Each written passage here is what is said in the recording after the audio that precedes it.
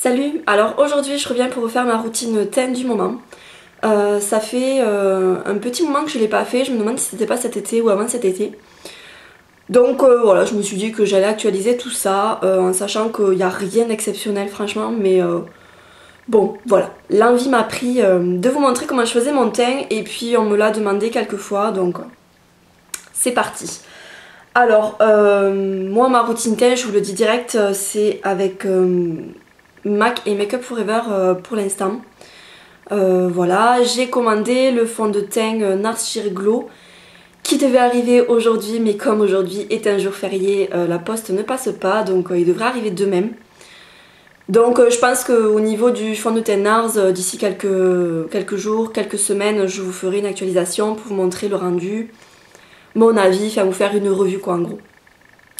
Mais pour l'instant, donc je suis toujours avec mon Face and Body, donc j'alterne entre celui-ci et le Studio Tech, qui est donc un fond de teint crème, qui est comme ça. Mais bon, aujourd'hui j'ai envie d'utiliser le Face and Body, ça dépend, j'ai mes périodes, soit c'est celui-là, soit c'est l'autre. Voilà, donc je l'ai vachement bien descendu. Il doit me rester ça, quelque chose, ouais, vraiment un peu moins de la moitié. Alors sur celui-ci, bon, je blablate encore et toujours. Celui-ci donc c'est le format 120 ml qui est à 32 € je crois ou 31,50 €. Et ils ont sorti la version 50 ml qui est à 30 € je crois. Donc ne vous faites pas avoir. Si vous voulez tester ce fond de teint, prenez directement le 120 ml.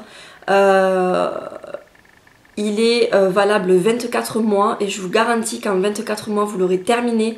Moi ça fait pas un an que je l'ai et il me reste moins de la moitié, donc ne vous faites pas avoir à prendre le 50 ml à 30 € alors que le 120 ml coûte 32 quoi. Ils ont un petit peu kitsché sur ce point là chez MAC, mais bon. Donc c'est parti.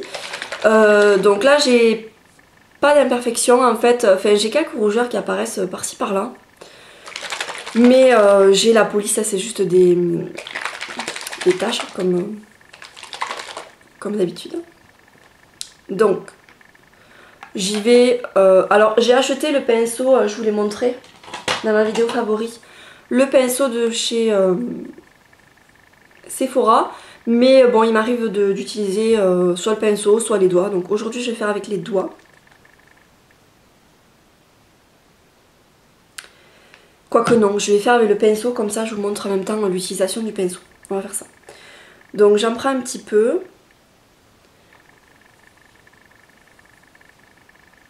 Et donc c'est parti.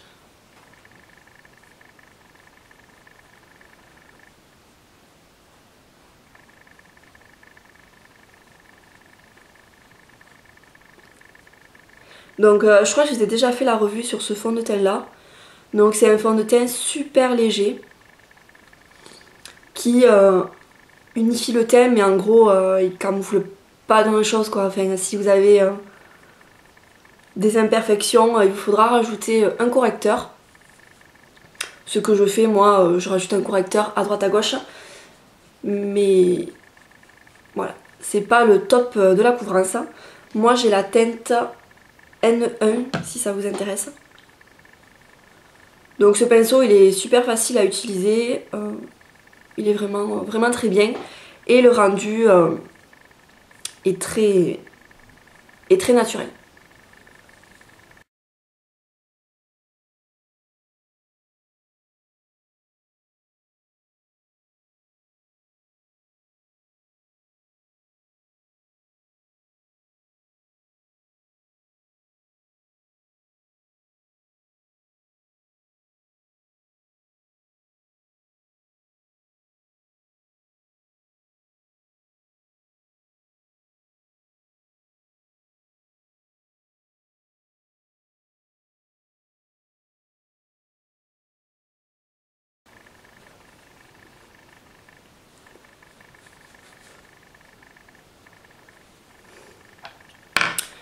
Voilà pour le fond de teint, donc vous voyez il n'y a pas... Enfin, on voit quand même la différence parce que le teint est plus unifié, plus... Voilà, il y a quand même un minimum de choses qui sont camouflées. Et le rendu est franchement vraiment naturel quoi. On voit pas, à ce stade là on voit pas que j'ai mis du fond de teint en fait. Donc moi je fais toujours ça parce que j'ai toujours peur d'avoir des pâtés dans les sourcils. Il n'y a rien de plus laid qu'avoir des pâtés dans les sourcils. Voilà. Donc je vais passer au correcteur. Donc je suis toujours avec le full cover de Make Up Forever. Voilà. Donc ça fait un moment que je l'ai ce truc. Moi j'ai la teinte 4. Donc comme je vous disais, c'est un bon correcteur, franchement c'est un bon correcteur. Attention de ne pas trop en mettre parce que ça fait vite pâté et vite on voit que vous avez mis du correcteur pour cacher. Le but quand on cache c'est que ça se voit pas, donc si vous en mettez trop ça va obligatoirement se voir et on va plus voir la correction finalement que l'imperfection. Donc bon après chacun son truc mais voilà, juste un petit conseil. On fait attention et donc ça vous dure une éternité. Au niveau de la date ça dure 12 mois mais bon moi ça fait pas 12 mois que je l'ai. Mais je l'aurai jamais terminé, il sera périmé avant que je l'ai terminé tellement il y en a et tellement il en faut peu. Donc j'ai une petite rougeur ici. Voilà donc je tapote. Moi le correcteur je le fais toujours au doigt. Voilà. Donc même si je le pose pas bien et qu'on voit toujours un petit peu en transparence, c'est pas grave en fait. Ça m'empêchera pas de sortir.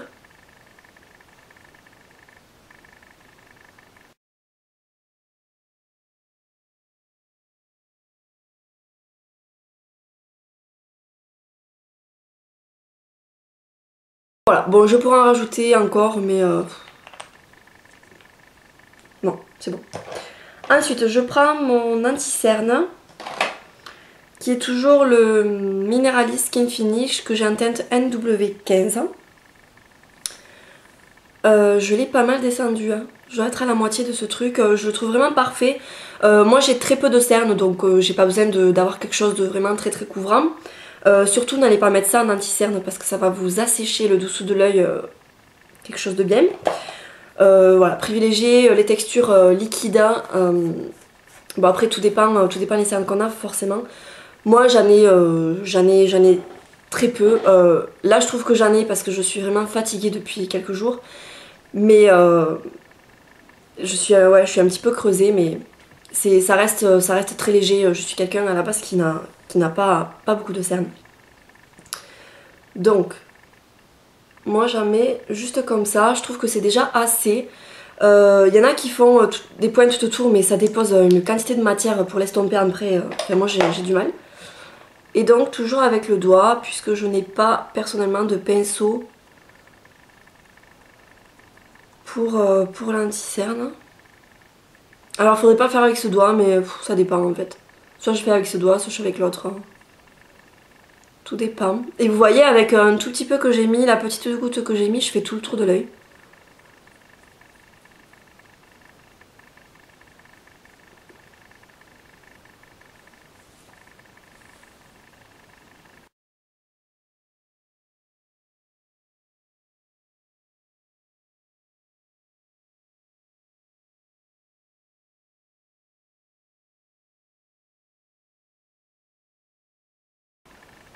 Donc vous voyez ça éclaire pas mal le dessous des yeux.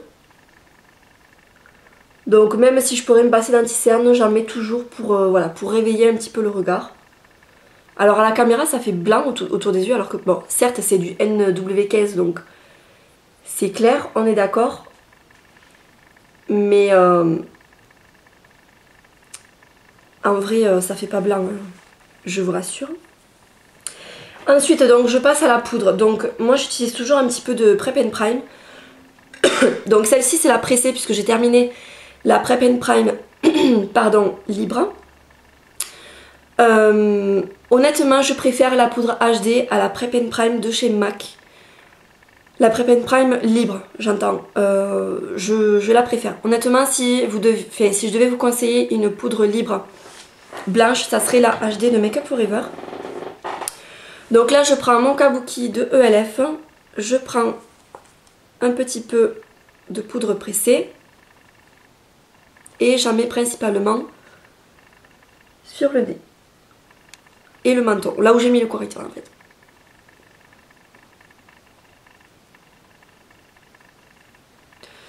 Je suis pas réveillée encore, je me suis levée à 11h, je dors encore. Catastrophe.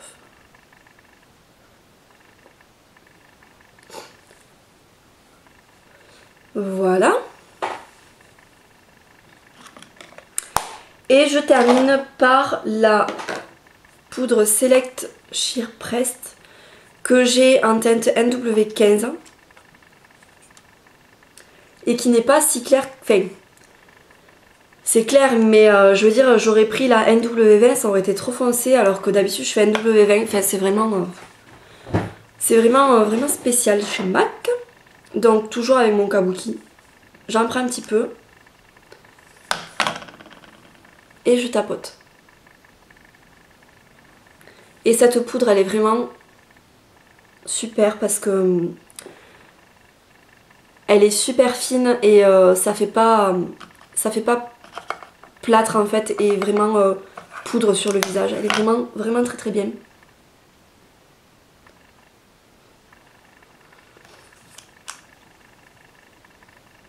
Elle assèche pas non plus la peau, elle marque pas les zones les plaques de déshydratation ou ce genre de trucs. Elle est vraiment très bien. Je termine toujours un petit peu dans le cou.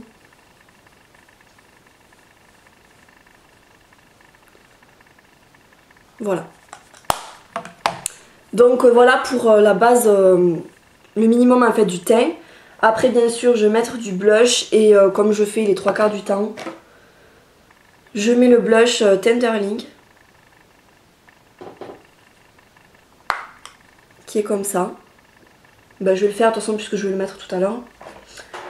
Donc moi je le mets avec le pinceau comme ça de ELF. C'est le blush brush. Donc je l'ai déjà creusé ce blush tellement je le mets. Donc j'en prends un petit peu.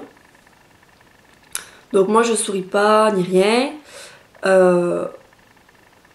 Et je pose. Donc moi je viens pas trop en fait sur la pommette là, parce que vu que j'ai le visage rond, ça fait pas joli du tout. Donc je fais plutôt sur l'os et vers l'extérieur.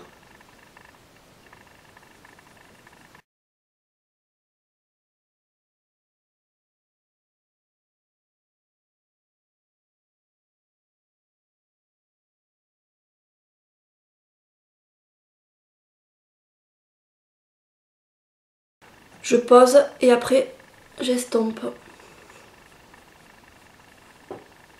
Voilà, et c'est le blush le plus naturel. Je sais pas comment ça ressort à la caméra, mais il n'y a pas plus naturel comme blush. Il n'y a pas plus naturel. Et ensuite, j'utilise la Soft and Gentle,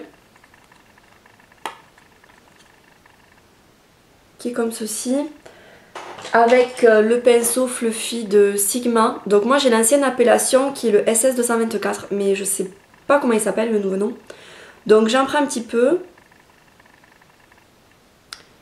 et je le mets donc comme ça.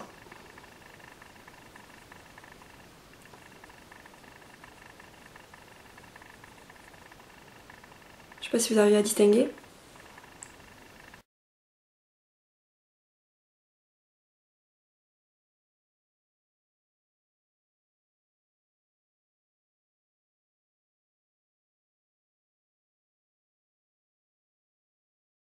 Donc voilà pour ma routine teint actuelle. Donc c'est ce que je fais quasiment tous les jours.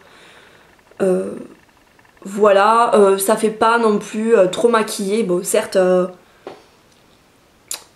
on distingue pas vraiment qu'il y a du fond de teint, tout ça, mais on voit quand même que le teint est maquillé. Forcément, personne n'a un teint comme ça aussi parfait naturellement, ça n'existe pas, enfin aussi parfait. Voilà, donc bah écoutez, j'espère que ça vous a plu. N'hésitez pas à me mettre en commentaire vidéo votre routine au teint sous cette vidéo, en commentaire également les produits que vous utilisez. Et voilà, je vous fais des bisous et je vous dis à bientôt. Salut!